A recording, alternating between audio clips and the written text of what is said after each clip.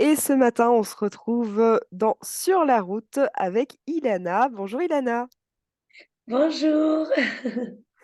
Alors, on est ravis de vous retrouver pour Sur la route. Et Ilana, on le sait, vous êtes au Japon avec toute votre famille, hein. Ça va faire 1 an que vous y êtes. Et voilà, aujourd'hui, on va discuter avec vous de quelque chose qui est quand même relativement important et relativement impressionnant, hein, au Japon. Ce sont les cerisiers en fleurs. On est en plein dedans pour l'instant. Alors, expliquez-nous un peu comment ça se passe, comment c'est. On aimerait bien savoir. D'accord, avec plaisir. Alors, en fait, voilà, comme j'avais expliqué déjà la fois d'avant, les cerisiers commencent à fleurir au Japon, mais en fait, là, c'est vraiment la semaine du pic, quoi. C'est le top de la floraison cette semaine. Et c'est incroyable parce qu'on a comme la météo des cerisiers au Japon. Et tous les jours, ils disent exactement à quel endroit fleurissent, combien fleurissent les arbres, où exactement, quand est-ce que c'est fini, quand est-ce que ça commence, quand est-ce que c'est au maximum. Et comme ça, on peut suivre. Et chaque jour, les Japonais se baladent dans tout Tokyo. C'est assez incroyable. Je l'avais vu la dernière fois, mais là, cette semaine, on est vraiment parti visiter des endroits magnifiques. Alors, on est parti voir des endroits, des très grands parcs de Tokyo. Ils sont remplis de centaines, centaines, centaines, centaines de cerisiers magnifiques, blanc, rose, rose, blanc, mis entre les deux. Enfin, c'est superbe. Et s'il y en a des immenses, je pensais pas que c'était aussi grand. Il y en a vraiment c'est géant, géant. C'est très impressionnant. Et, euh, et en fait, les Japonais, vraiment, on m'avait dit que les Japonais venaient, faisaient des petits pique-niques sous les cerisiers. Mais dans ma tête, c'était une image. Mais en fait, pas du tout. Tous les Japonais viennent et tous les Japonais s'assoient avec leur petit tapis tout propre, tout grand, leur pique-nique sous les cerisiers. Même s'il y a 10 000 personnes serrées, aucun problème. Ils s'assoient avec leur petit tapis. Ils font leur petit pique-nique sous les cerisiers. Au moins qu'il y ait une petite branche qui les recouvre au-dessus. C'est incroyable. Et ils prennent tous des photos et ils passent que ça plein, plein, plein de temps à s'asseoir, à parler, à manger. Et ben, du coup, on a fait la même chose. On est parti se balader. Il y a eu un jour férié cette semaine. Puis le dimanche, on ne travaille pas. Et voilà, genre, je remets tout le monde à la maison parce que je saoule tout le monde pour sortir à l'heure et vraiment y arriver. Et on est parti donc visiter le parc Ueno, qui est un des plus grands parcs à Tokyo, magnifique. On a fait du pédalo dans l'eau avec les enfants, en passant sous les cerisiers, c'était vraiment merveilleux. Et j'ai découvert juste à côté de chez moi aujourd'hui une réserve naturelle, très très jolie, avec en fait plein d'arbres de toutes les couleurs, vraiment mais superbe. Il y avait personne, parce que c'est pas un endroit où on dit faut y aller, faut y aller. En fait, dans les rues, il y a des rues, des petits parcs naturels comme ça, enfin, que personne connaît, où c'est encore plus beau. Il y a personne là-bas, donc j'ai pris ma fille, c'était vraiment magnifique. Donc voilà, donc c'est vraiment une belle expérience. C'est vraiment spécial. Et c'est tout ça pour quelques jours, en fait. C'est ça qui est fou. On attend, on attend, on attend, puis quelques jours et c'est fini. C'est c'est assez incroyable. Bah, ça a l'air vraiment super, en fait, ça donne vraiment envie, j'aimerais vraiment bien voir ça. Donc voilà, on comprend alors que c'est vraiment quelque chose de super traditionnel au Japon. C'est pas juste des arbres en fleurs, ça leur tient vraiment très très à cœur, cette période. Ah oui, c'est exactement. C'est une période très importante. Il ne rate rien. Et ça fait partie de la tradition japonaise. Et je fais de la poterie et beaucoup, beaucoup par exemple, de verres à matcha, de verres à thé japonais, etc. Sont dessinés avec des cerisiers. Beaucoup de peintures japonaises sont avec des cerisiers, mais c'est pas pour rien. C'est vrai, ça fait vraiment partie de leur histoire. Ils attendent ce moment. Ils prennent part à ce moment activement, complètement.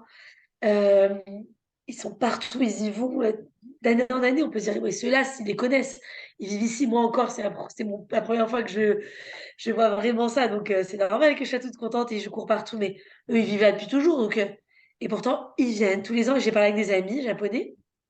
On dit, mais bien sûr, on va s'asseoir. Ça s'appelle Anami. C'est je sais pas comment dire en français. Contempler les arbres, prendre des photos, regarder, prendre le temps de regarder. Et c'est vraiment, il y a des mots dans la tradition japonaise pour ça, pour ce genre de choses. Il y a des festivals partout, avec des petites bastas de manger partout. Bon, nous, on mange pas, mais il y a des petites pommes d'amour, il y a des bananes avec un genre de trucs sucrés, des bonbons dessus, des barbes à papa, des genres de fruits de mer sur des enfin, des trucs bon, des trucs qui font pas envie du tout, des trucs qui font envie aussi. Bon, nous, on amène notre petite pique-nique de la maison parce qu'on mange pas du tout dehors, comme on mange que cachère. Mais c'est vraiment sympa et c'est rempli vraiment des enfants, des adultes, tout le monde se balade dans les petites rues, il y a des petits stands, c'est vraiment, vraiment sympathique. Bah, ça a l'air vraiment super sympa. Moi, j'ai juste une petite dernière question à ce sujet. Bien sûr. Quel temps il fait là-bas au Japon? Il fait déjà vraiment beau parce que voilà, ici en Belgique, en tout cas, voilà, fait pas super beau, hein. Donc ça va pour Ouais. pique-niquer, il fait pas trop froid? Alors on a eu de la chance jusqu'aujourd'hui parce qu'en fait, bon, on a eu très froid en hiver et jusqu'à 2 3 semaines, il faisait froid et là, le printemps est vraiment arrivé et on a eu vraiment enfin jusqu'à aujourd'hui, parce qu'à partir de demain, il doit pleuvoir, Mm. mais il fait entre 15 et 20 degrés. Et il y a du soleil, un petit peu nuageux, mais j'ai un peu bronzé aujourd'hui en me baladant. Je me suis pas rendu compte, il y avait du soleil, donc ouais, ça arrive, mais par exemple, là, il va pleuvoir pendant quelques jours, mais il fera quand même 20 22 degrés, donc c'est le Japon, quoi. Il pleut très souvent. Très chouette, oui, bah oui, mais c'est cool que vous ayez eu en tout cas quelques jours de beau temps. Et dans tout ça, Ilana, on sait que Pessah approche. Et donc voilà, comment on prépare Pessah au Japon? Alors, Pessah au Japon, c'est la folie parce qu'il n'y a absolument rien de cachère. Donc déjà, en temps normal, c'est un peu la folie, mais moi, j'arrive à m'organiser. Et là, c'est vrai que c'est vraiment pas simple pour Pessah. Et du coup, bah, les Chabad font les seder, mais ils attendent 300 400 personnes au moins. Nous, on va rester chez nous, hein. On va inviter des amis à la maison. Je vais avoir beaucoup d'invités, entre 15 et 20 personnes. Et du coup, il faut donner à manger à tout ce joli monde. Il faut que j'achète tout pour Pessah parce que j'ai pas de vaisselle, j'ai rien du tout. Donc, je dois tout acheter de zéro. Et en fait, ce que je vais faire, c'est que bon, les Chabad vont ramener des matzot, du jus de raisin, du vin, tout ça, des choses basiques. Mais je vais quand même. J'ai mon beau-frère adoré, je le dis parce qu'il est tellement gentil, qui m'envoie de France des colis. On arrive à recevoir des colis. Alors là, ça, c'est moi, ça va. Jusqu'à maintenant, entre 5 6 jours, je recevais des colis à la maison qu'ils m'envoyaient. Bon, ça coûte, hein, ça coûte des sous, mais au moins, quand j'ai besoin de quelque chose en urgence, ils m'envoient même des fromages, ils m'envoient. Ça arrive en très bon état. Et le dernier colis qu'ils m'envoyait avec des choses pour Pessah, ça arrive en 2 jours. De Paris à Tokyo. Chez moi, toc toc, à la porte. C'était assez incroyable. Donc il va m'envoyer encore un colis. Et j'avais acheté plein de choses en Israël que j'ai pas pu prendre, qui m'a amené en France, qui va me faire envoyer par une copine du Japon qui part en France. N'importe quoi, mais je vais recevoir 30 kilos de manger. Ça veut dire de tout, en fait, de l'huile, enfin tout. La farine de matzah, tout ce que j'ai besoin, des amandes, des gâteaux pour les enfants, des céréales, du Nutella, tout ça, de la confiture, enfin, tout ce qui peut, des fromages, nous aider pour passer les fêtes parce que il y a absolument rien à part de l'huile d'olive, je ne peux rien acheter fermé, enfin à part des fruits et légumes en fait. Voilà, nous on mange du riz et on mange tout ce qui est cachère et Pessah. Mais l'année dernière, on était arrivé la veille de Pessah et par exemple, j'avais voulu manger, acheter des pois chiches, tout ça, c'est dur à trouver parce que les Japonais n'en mangent pas. C'est des magasins spécialisés, donc déjà c'est une histoire d'aller en trouver, mais après, et le Rav, il m'a dit, si tu... Bon, eux, ils mangent pas, les Chabad mangent rien à Pessah. Vraiment, ils mangent pas grand-chose. Il m'a dit, si toi, tu manges, juste fais attention de bien trier, nettoyer. J'avais vraiment trouvé plein de blé à l'intérieur. Donc, c'est vraiment un travail. C'est-à-dire que même ça, sans être simple, il faut que je me retrouve à tout trier. Donc c'est pas simple, mais voilà, on va manger du poisson, on va manger des légumes, on va manger des salades. Et j'ai des petites surprises qui arrivent, voilà, de France et d'Israël qui vont m'aider à m'organiser. Du coup, on va faire le seder à la maison. Je pense que le midi aussi, on va faire à la maison avec d'autres amis. C'est trop difficile avec des petits-enfants d'aller passer un Pessah avec 300 400 personnes. C'est trop dur trop dur pour moi. Je préfère être à la maison.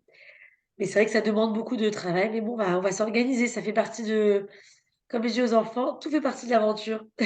Tout ce qu'on vit, ça fait partie d'une aventure assez extraordinaire et différente qui demande des efforts constants dans notre vie. Il n'y a pas un jour qui est simple.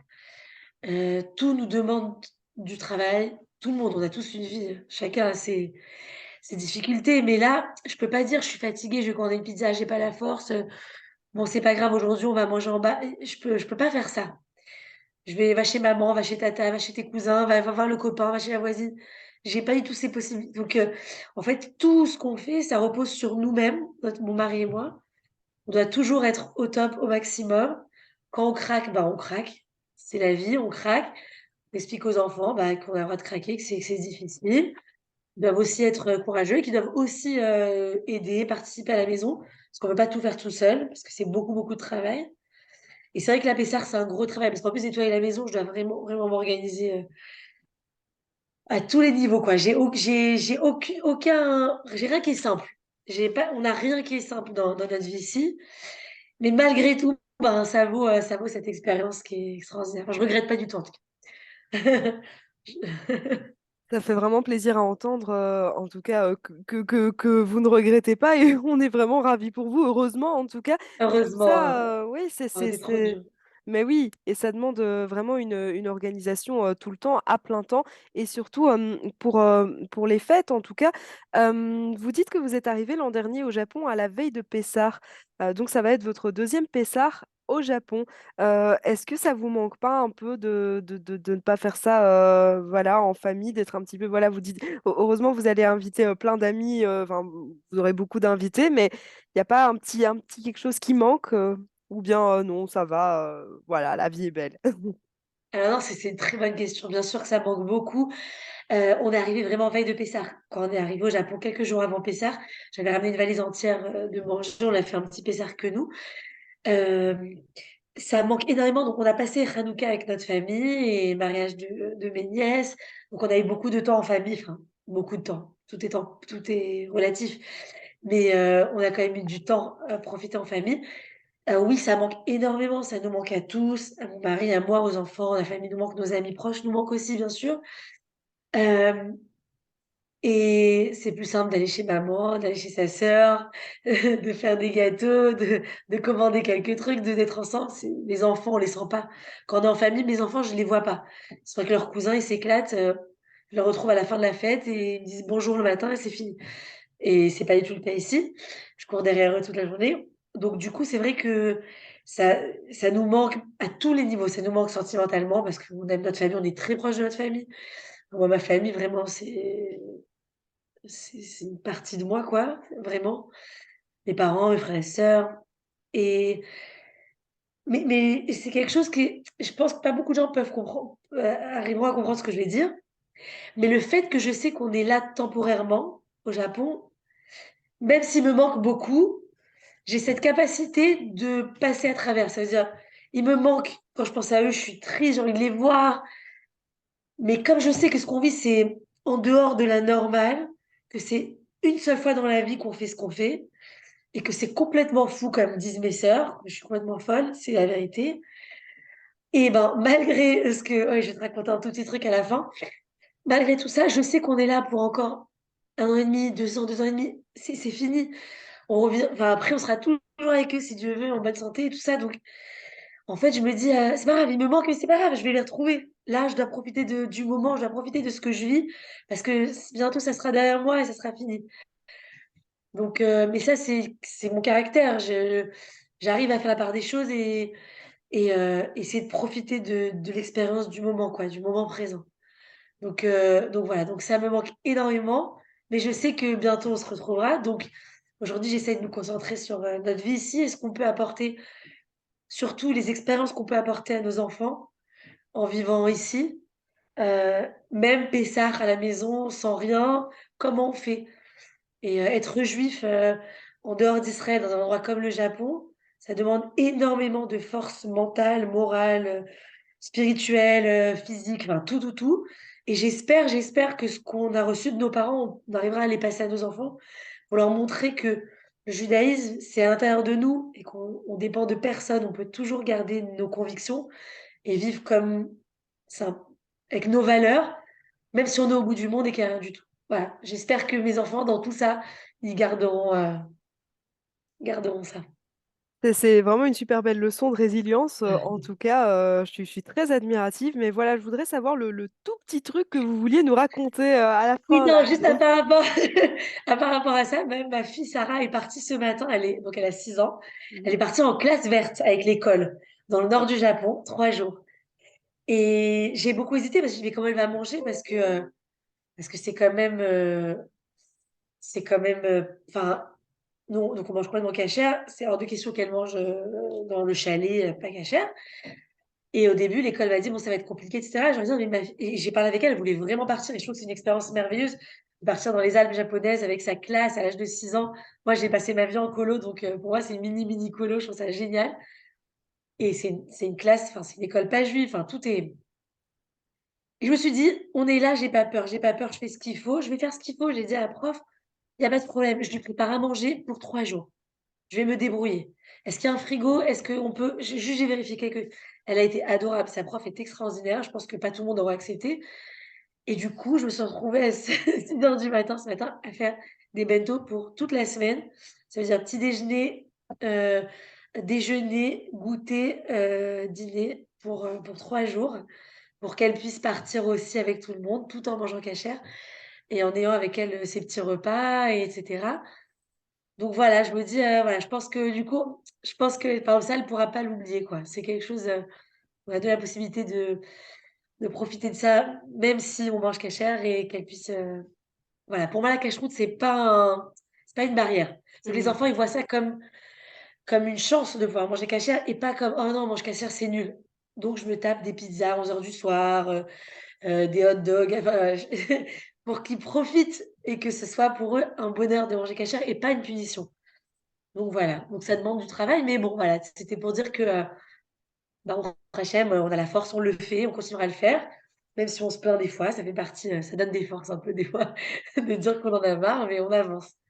Voilà, du coup, j'attends, ben, je vous dirai, au prochain rendez-vous, c'est des expériences d'une petite fille de 6 ans, aux Alpes japonaises toute seule sans son papa et sa maman. Donc, voilà. Ben oui, on attend avec impatience notre prochain rendez-vous. Merci beaucoup, Ilana. Encore Merci une fois, Yasmine. plein, ben, plein, plein de courage et de bonne continuation. Merci. Et on a hâte de connaître vos prochaines aventures. Merci beaucoup. À bientôt. Merci beaucoup à toi aussi, au revoir.